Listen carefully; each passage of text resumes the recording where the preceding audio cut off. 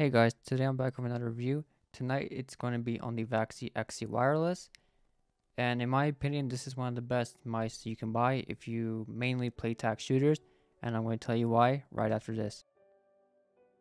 Just to get the boring stuff out of the way, the packaging that the mouse came with looks like this. It's just a super simple minimal cardboard box. Inside the box, of course, you do get your wireless dongle with the wireless dongle extender. It is USB-C just like the mouse, so that's a huge plus in my opinion.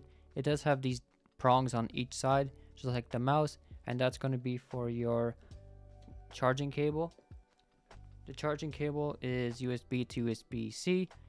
It does have the two prongs on each side, so it fits securely in your mouse, so when you're playing it just doesn't slip out or anything. This is similar to something like you would find on the Logitech Superlight. They use the same system as well. Just to get the specs out of the way, the sensor is a 3395. It is implemented super well. It also features 3 different modes, which I'll get into later. The main switches that it's using are Huano black shell blue dots. It has a weight of 75 grams. You may be thinking to yourself, well, that's pretty heavy for a mouse in 2023, but I'll get into that later as well. As for the battery life, this does really depend on which mode you're using. In standard mode, it's rated for around 90 hours, in speed mode 45 hours, and on competitive mode 50 hours. I've been using this in high speed mode, and I have been getting around 2 to 3 days of battery life, but that does all depend on what mode you're using, and I'll get into those modes later on. Starting with the quality, as this won't be a Vaxee review without talking about that. In terms of the actual shell, I can't really get the mouse to flex or creak in any way. The only thing I can talk about the shell is if I'm intentionally death gripping the mouse, I can get the bottom side button to actually actuate, but that's only if I'm intentionally doing that. If you're normally gripping this mouse, you will never be able to really actuate that mouse button in game. In terms of the side buttons, actually, on my unit, basically no post or pre-travel at all.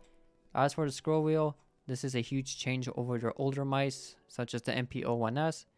This is a nice change because it is lighter. It's not as loud or as annoying as the previous mice. As for the main clicks, in terms of post and pre-travel, there is a bit. It does make the clicks feel a bit mushy, but they still feel tactile. It's weird. They feel mushy, but they feel tactile in a way. Super satisfying clicks, super light, and also not as loud. In terms of these skates, these do feel scratchy at first, and of course they are on the slower side of things. So on a pad like this, which is a control pad, it does make the pad feel a bit slower than something like the Lamzu stock feet or something like the Viper V2 Pro stock feet. As for the coating, this is going to be hit and miss for a lot of people. In my opinion, it's a miss. It does feel very kind of gross and sticky after a while, but it is a super solid coating. It's super grippy, but after a while, the grip does feel a bit disgusting.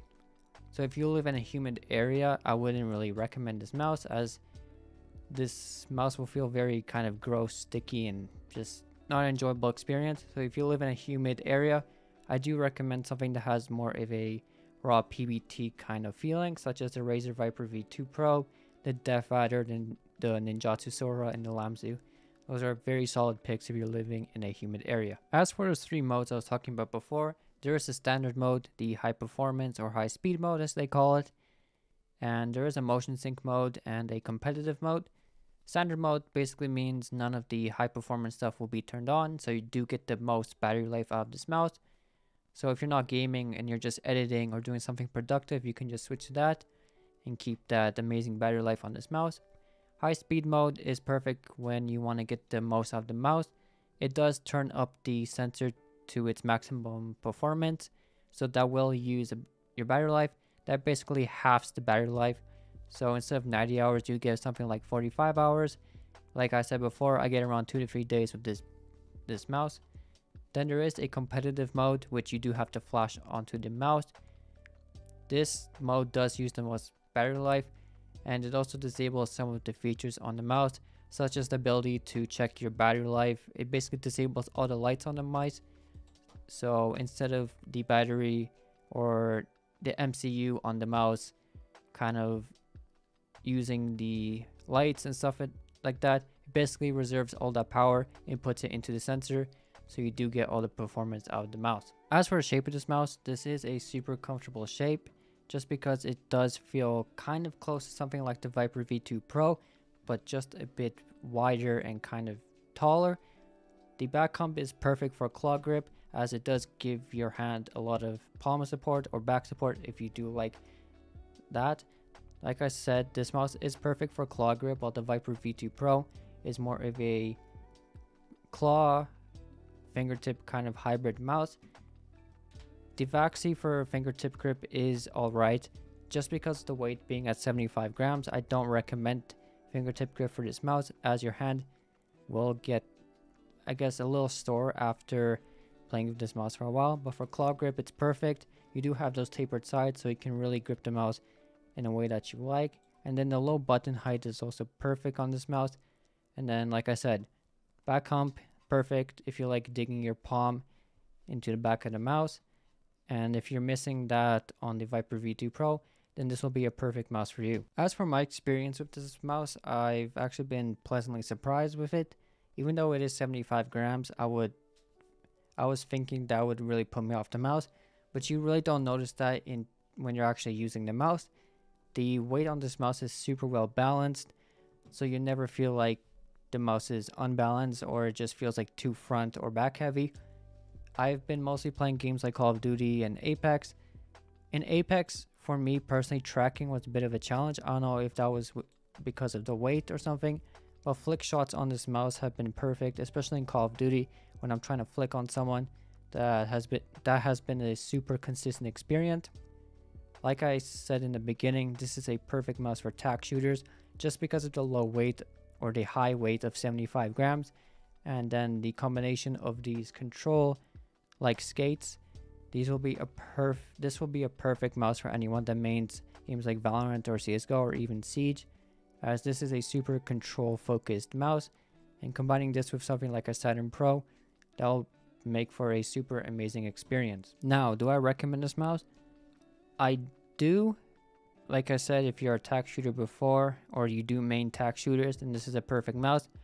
Or if you like something that has a heavier weight to it, the mouse definitely does feel more stable than a 40 gram mouse, for example.